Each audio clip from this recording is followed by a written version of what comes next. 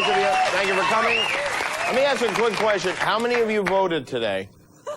You did? All right, how many of you are just saying you voted to possibly get on television of that group? All right. We have like a 2%. Did you vote, Cleto? Did not today. Jeff, you actually voted? I work. You did? How about that? You didn't get a little sticker? I did, something. How about Guillermo? You are a new American citizen. Did you vote on your... for the first time. You did your first time. Wow, congratulations. You didn't get a sticker, huh? Oh, I guess they after. Do you remember what you voted on? The big one? No, and all of them. You voted on no and all. Because no means no in Spanish, too. You don't have to. There's no question about it. It was a special election, something our governor pushed through a few months ago when he used to be popular here. It cost the state $70 million. I think it was worth it, though, just to see Schwarzenegger talking more. He was getting quiet. He did these town hall TV appearances.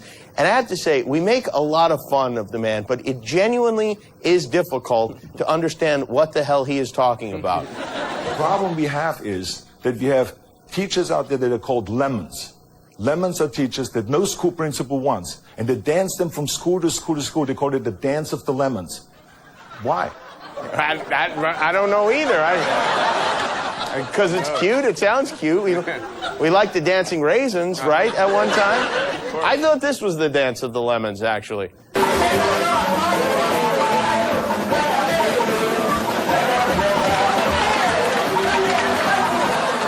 That's the dance of the melons, I think. There were some interesting characters at this meeting. My favorite was this guy. Look at this guy. Sacramento has sent the 5th largest economy of the world. The 5th largest economy of the world, California, almost into bankruptcy. And why? Because with a failed system.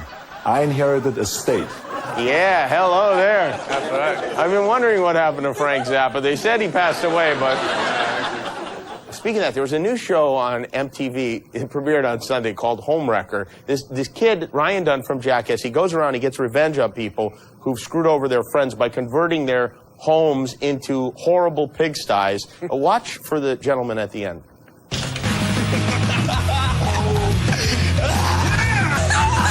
Smell the urinal cake. Smell it. Oh my God, that's real. Dude, this is my room, I told you I'd get you back. Oh no. That is disgusting. It's the Frank Zappa guy. Yeah. It's the guy. Put them both up. Look at that. He's everywhere. He's on every television show. We must have a good agent. We have a good program for you tonight. 2 of America's favorite Canadian exports, Pamela Anderson and Paul Anka, are here with us. Also tonight, we're going to talk to this guy, a guy who got stuck to a toilet seat at a Home Depot in Colorado. Have you seen this story? We'll show a clip of that. And the humiliation that I felt was just pretty extreme, to say the least. And then I discovered that I'm actually stuck here. There's no way out of this. I felt like I was going to die. He thought he was going to die. But not only didn't he die, he will be here live and well via satellite on the program this evening. And we'll hear his heart-wrenching tale. Just in time, too. This is the 2nd week now of network sweeps. This is the time of the year when the networks go for it, ratings-wise. They try to get the highest ratings possible. They do it to get more ad money for the local affiliates, and the local affiliates themselves go berserk this time. You probably noticed that they really sell the hell out of it. They're so desperate to get viewers. But look at the story our local CBS affiliate was pitching here in L.A. yesterday. Exorcism, an ancient religious ritual. Tonight at 11 in a CBS 2 News exclusive. Answer me! When you look into the eyes of a possessed person, you don't see them. That's the same guy again. Now I understand why he's everywhere, because he's the devil. That's right. Wow. Disney has a new movie called Chicken Little. Have you seen Chicken Little? It did very well over the weekend. Well, not in this group, but it did well amongst others. It made $40 million. I don't want to nitpick because it's been getting great reviews, but to me, the animation was not it was just kind of average. It wasn't what you usually expect from a Disney. Well, look at the trailer. Tell me what you think. What if you found out the sky was falling? Would you tell anyone? Ow! The sky is falling! I must tell Turkey Lurkey! Turkey Lurkey! The sky is falling! Oh no! Let's tell Foxy Loxy! Foxy Loxy! The sky is falling! Holy crap, yo. We gotta tell Bushy Lushy. Bushy Lushy! Our intelligence indicates that the sky will fall within the next 24 hours, yo. I've got one thing to say to the sky. Bring it on.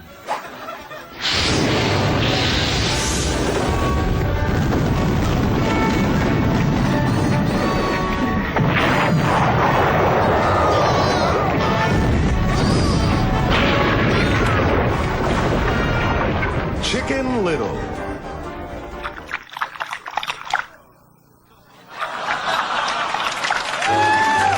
Yeah, and I guess that's how we're going to stop the bird flu. Yeah.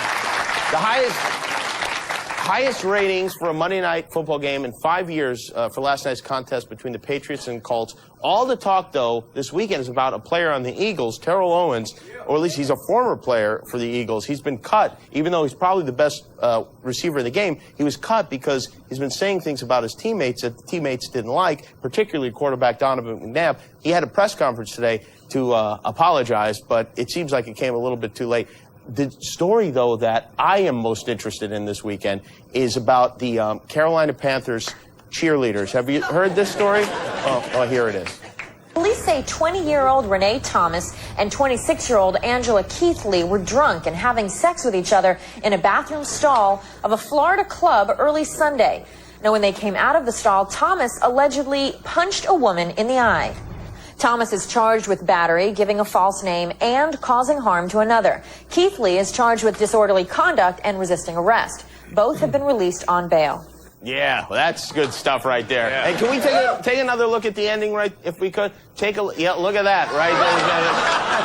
What is that on her pants? I'd like to meet the detective that convinced her butt prints were necessary for the. Anyway, congratulations to those of you who have the Panthers in your lesbian cheerleader fantasy football leagues. One more thing, Tom Cruise. You know Tom Cruise, right? He announced yesterday that he is replacing his sister as his publicist. She took over just before he lost his mind in public, and she is now going to be in charge of his charitable endeavors. Now he has a real publicist who I'm sure is going to keep an eye on him and watch him a lot more closely. I'll tell you though, I don't know about you, but I am going to miss the real Tom, the lovable lunatic that we got to know on the Oprah Show and other programs over the last few months. So I thought it might be nice that since he's going away, we say goodbye to the Tom that we've come to love. Tom? I'm having the best time, Billy, and I'm really, really, really happy. It's incredibly rude. You're a jerk. Here's the problem. You don't know the history of psychiatry. I do. I really care about Brooke Shields. But aren't there examples where it works? Man, you don't even, you're glib. You don't even know what Ritalin is. I care about you. I care about your children. I care about these people here in this room. Every one of you. And I mean it.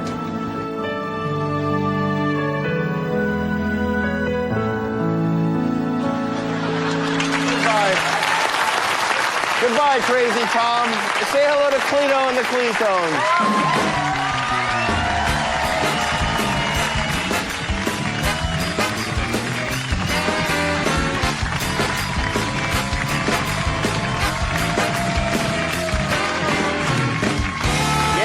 We have important business on the show tonight. From Stacked, Pamela Anderson is with us this evening.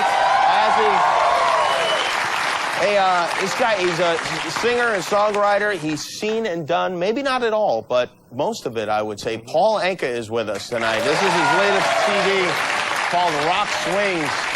It's great. Have you heard it? He does like Nirvana and Soundgarden and Van Halen and all sorts of things on it. And this is exciting for me, too, because I've been fascinated by this story about a man in Colorado. We saw him a little bit earlier. He's suing the Home Depot. He says someone put glue on a toilet seat in the restroom. He sat on that toilet seat, and he wound up stuck to it. And he was humiliated. I think they had to carry him through the store with the toilet seat glued to him. Yeah. He's standing by live now in Nederland, Colorado. It's Bob Doherty and his lawyer, Mark Cohen. Hello, Bob and Mark. How are you? Pretty good, sir. And yourself? I'm doing all right. Thank you for being with us tonight. Now, I am also joined by my attorney, Steve O'Donnell, this evening, if you don't mind. Yes, he's right here. Steve, you don't really have to do anything, but if there's any trouble, just jump right in. I'll be ready. Now, Bob, you say you were stuck to a toilet seat. Tell us exactly how this happened. On Halloween Eve, went into Home Depot to do a little bit of shopping, and having somewhat of a sour stomach that day, I went in to use the restroom, noticing that they didn't have any of the paper toilet seat covers that was there. The dispenser was put down empty. that seat thing, right? Yes, that is correct, sir. But this time they were out of them.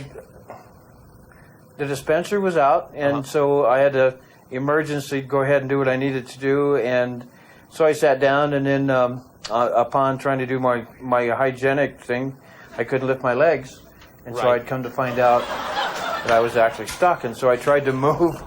And but I couldn't, and the more I tried, the more the skin would rip. And so having a 6-way bypass not that awful long ago, my heart started racing out of existence, and so I was getting really nervous and grabbed for my nitroglycerin pills, and I was so nervous they had spilled all over the floor. Right. So somebody had come into the restroom, not knowing that it was a store employee until I'd read the police report, and asked him to go get some help from the store manager. And so he had done so, and the store manager thought, I guess, I have no idea what's going through his mind, just an assumption they thought maybe it was just some kind of a joke. So the manager sent the kid back to work, and just actually just refused my plight, and left me sitting there, and I thought I was going to die. My heart was racing out of existence, like I'd said. Why do you think... So after... Yeah. Why do you think he did sorry, that? go ahead. Do you think maybe he thought you were joking, and then maybe that is why he didn't take it seriously? No, the employee knew that it was serious. Oh, he did. Okay. He went to the store manager, like I had asked him to. Right. And the manager thought that maybe the kid was joking. Right. Who do you think did this? It will. Do you have there was some... Home Depot had admitted to the police investigator that there were 3 juveniles that were in the store just skylarking around, having no shopping purpose in mind, but they let them continue to go around the store just skylarking around. What do you mean? So Home Depot was on notice that these kids were there doing this. You say skylarking. They're up to no good, and they didn't... Did they have a Buick in the store? I don't know what that... I'm not familiar with that term. Now, Bob, have people... This is obviously... I know it's not funny for you, but... Like, Mark, you're the lawyer. When Bob came to you, you had to stifle a laugh. Be honest. Oh, sure. And Bob acknowledges that the situation has a humorous element. It does have a humorous element. Right. But I've got color photographs here. I'd love to show them on national TV so people can see how Bob's rear end and his